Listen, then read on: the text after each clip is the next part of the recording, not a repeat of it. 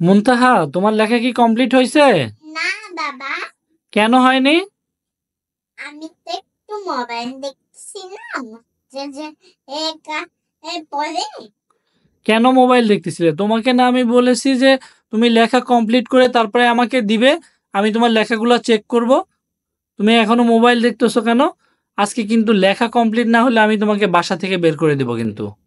না বাবা, প্লিজ, তুমি যেটা বলবে সেটাই আমি শুনবো।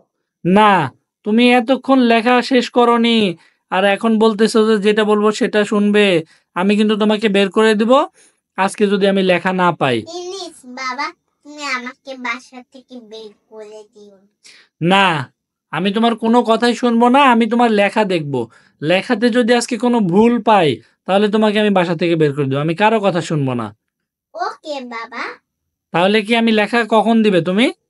আমি হচ্ছে পরে দিব। পরে?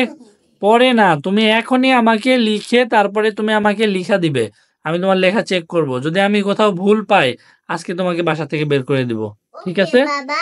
যদি আমি ভুল পাই কোথাও তারপরে দেখো তোমারে কেমন শাস্তি দেই আমি। ঠিক আছে?